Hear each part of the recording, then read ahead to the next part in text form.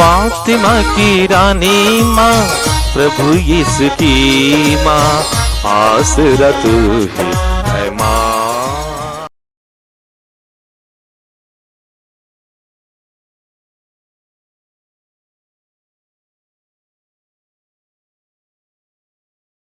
पहला पाठ,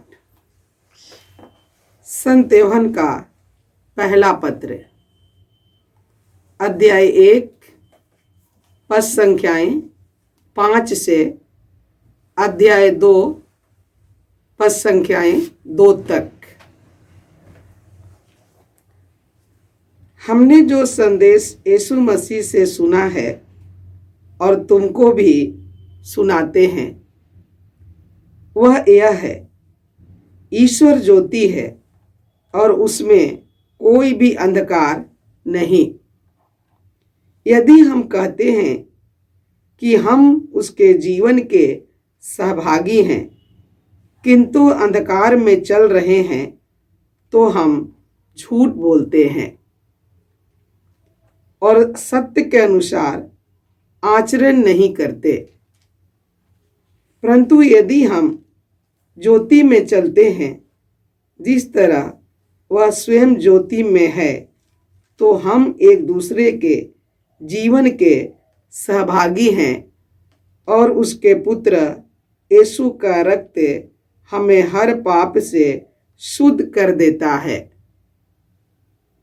यदि हम कहते हैं कि हम निष्पाप हैं, तो हम अपने को धोखा देते हैं और हम में सत्य नहीं है। यदि हम अपने पाप स्वीकार करते हैं, तो वह हमारे पाप क्षमा करेगा और हमें हर अपराध से शुद्ध करेगा, क्योंकि वह विश्वसनीय तथा सत्य प्रतिज्ञ है। यदि हम कहते हैं कि हमने पाप नहीं किया, तो हम उसे झूठा सिद्ध करते हैं और उसकी सच्चाई हम में नहीं है। बच्चों, मैं तुम लोगों को यह इसलिए लिख रहा हूँ कि तुम पाप न करो, किंतु यदि कोई पाप करे तो पिता के पास हमारे एक सहायक विद्यमान है, अर्थात धर्मात्मा यीशु मसीह। उन्होंने हमारे पापों के लिए प्रायश्चित किया है और न केवल हमारे पापों के लिए बल्कि समस्त संसार के पापों के लिए भी। प्रभु की वाणी। ईश्वर को धन्यवाद। भजन अनुवाक्य। हमारी आत्मा पंछी की तरह बहेलिए के फंदे से निकल गई है। हमारी आत्मा पंछी की तरह बहेलिए के फंदे से निकल गई है। यदि प्रभु ने हमारा साथ नहीं दिया होता, तो जब लोगों ने हम पर चढ़ाई की और हम पर उनका क्रोध भड़का, तब वे हमें जीवित ही निगल गए होते। भजन अनुवाक्य। हमारी आत्मा पंछी की तरह बहेलिए के फंदे से निकल गई है। हमारी आत्मा पंछी की तरह बहेलिए के फंदे से निकल गई है।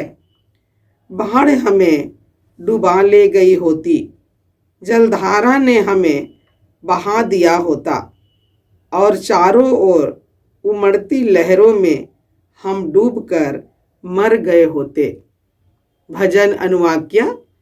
हमारी आत्मा पंछी की तरह बहेलिए के फंदे से निकल गई है। हमारी आत्मा पंछी की तरह बहेलिए के फंदे से निकल गई है। देखो, फंदा टूट गया है और हम बच गए। प्रभु का नाम ही हमारा सहारा है। उसी ने स्वर्ग और पृथ्वी को बनाया है। भजन अनुवाक्य। हमारी आत्मा पंछी की तरह बहेलिए के फंदे से निकल गई है। हमारी आत्मा पंछी की तरह बहेलिए के फंदे से निकल गई है। जय घोष। Hallelujah, hallelujah. हे ईश्वर, हम तुझे धन्य कहते हैं, हम तुझे प्रभु मानते हैं। हे प्रभु, शहीदों का भव्य समुदाय तेरा गुणगान करता है। अलेलुया। प्रभु आप लोगों के साथ हो और आपकी आत्मा के साथ। संत मत्ती के अनुसार प्रभु यीशु ख्रिस्त का पवित्र सुसमाचार। हे प्रभु तेरी महिमा हो।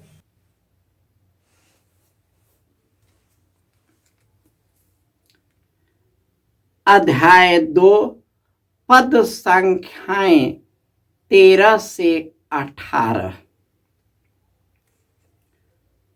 उनके जाने के बाद प्रभु का दूत यूसुफ को स्वप्न में दिखाई दिया और वह बोला, उठिए, बालक और उसकी माता को लेकर मिस्र देश भाग जाइए, जब तक मैं आपसे न कहूं वहीं रहिए, क्योंकि हेरोद मरवा डालने के लिए बालक को ढूंढने वाला है।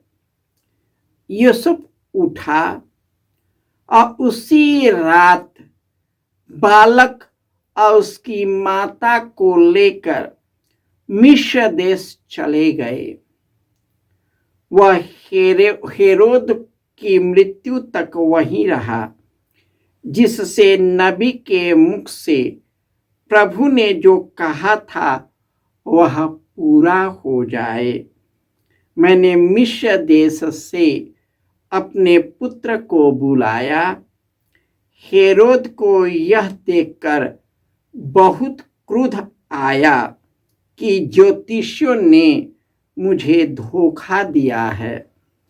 उसने प्यादों को भेजा और ज्योतिषियों के से ज्ञात समय के अनुसार बेतलेहम और आसपास के उन सभी बालकों को मरवा डाला जो 2 बरस के और भी छोटे थे। तब नबी यिर्मयाह का यह कथन पूरा हुआ, रामा में रुदन और दारुण विलाप सुनाई दिया। राहेल अपने बच्चों के लिए रो रही है और अपने आंसू किसी को पोंछने नहीं देती, क्योंकि वे अब नहीं रहे। यह प्रभु का सुसमाचार है। हे क्रिस्त तेरी स्तुति हो। ख्रिस्त में प्यारे भाइयों और बहनों, शासक, अधिकारी और नेता, चाहे वो घर का हो, परिवार का हो, हमारे समाज का हो, उसके मन में एक ही चीज चलता है कि मैं कैसे अपनी सत्ता को बनाए रखूं, और जो भी इसके आगे आए वह किसी को बसता नहीं। जब 3 ज्योतिषी एक पवित्र चिन्ह को देखते हुए, चमकते हुए तारे को देखते हुए बेतलेहम आए, तो सबसे पहले उसने वहां का शासक राजा से मिला, हेरोद। जब उसने कहा कि राजाओं का राजा कहाँ जन्म लिया है, मैं उसे आगवानी करने आया। इस बात से हेरोद डर गया, हिल गया, उसकी कुर्सी हिल गई, उसकी कुर्सी हिल गई। वह चकित हो गया और उस बच्चे की ताक में था, कब मैं इसे नष्ट करूं। शासक अपनी गद्दी के बचाने के लिए कितनों को खून खराबा किया।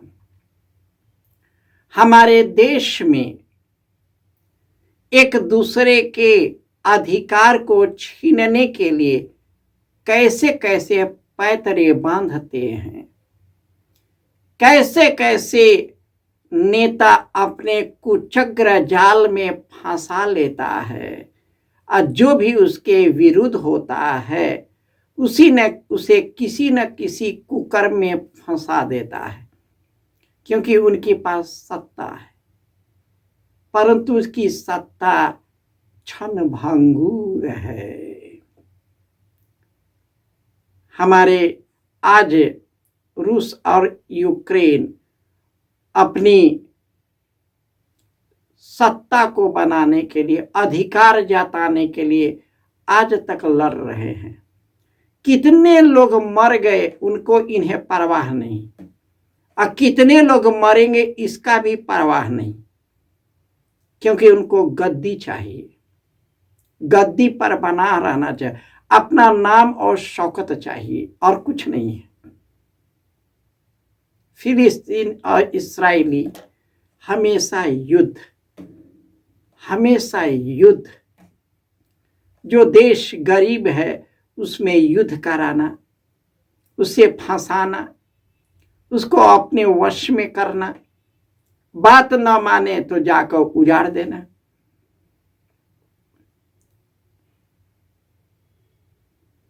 मनुष्य यही करता है।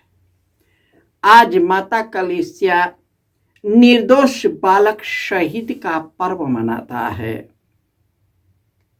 स्वर्गदूत योसेफ को संदेश देता है कि बच्चे को मिस्र देश ले जाओ। वह चला गया और स्वर्गदूत ने उन ज्योतिषियों को भी संदेश दिया, आप दूसरे मार्ग से चले जाएं, क्योंकि हेरोद उसे मार डालने की ताक में है। उसके आगवानी करने नहीं, उसे मरवा डालने। जो यीशु के समय में हुआ था वह हर एक काल में विद्यमान है, हमारे काल में भी विद्यमान है, क्योंकि मनुष्य इसी के लिए जीता है, इसी के लिए मरता है, इसी में सड़ जाता है, इसी में गलता है और अंत में खाली हाथ चला जाता है। उसका कोई नाम नहीं होता। वह मरने के बाद या उसका नाम लिया जाए ना लिया जाए, उसको क्या फर्क है? क्या फर्क है? उसके कुछ चमचे उसकी वाहवाही करेंगे, लेकिन उससे उसको क्या मिलेगा? वो तो चला गया, समाप्त हुआ, फिनिश। लेकिन जो प्रभु में बना रहता है वह अनंत काल तक बना रहता है। और यही कहा है कि यीशु ज्योति बनकर आया, क्योंकि ईश्वर ज्योति है, उसमें कोई अंधकार नहीं है।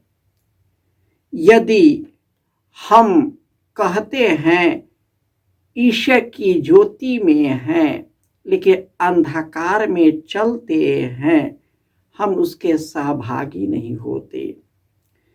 यदि हम कहते हैं कि हम अपने लोगों को प्यार करते हैं लेकिन उस पर चलते नहीं, वह झूठा है, वह झूठा है।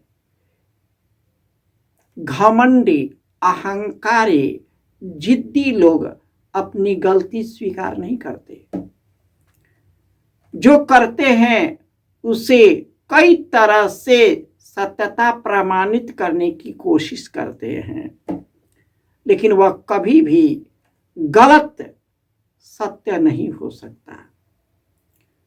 वह मानव के कोर्ट में, कचहरी में बच निकलेगा, लेकिन ईश्वर के सामने बचेगा नहीं, यीशु के सामने बचेगा नहीं। यदि हम कहते कि मैंने पाप किया, प्रभु हम पर दया करता है और हमारे अंदर में अपना महान कार्य करता है। और जो पाप करता है उसमें ईश्वर विद्यमान नहीं रहता। प्रभु यीशु हमारे पापों का प्रायश्चित किया, हमारे ही नहीं पूरे संसार के पापों के लिए प्रायश्चित किया, अपने रक्त के द्वारा हमें शुद्ध किया है।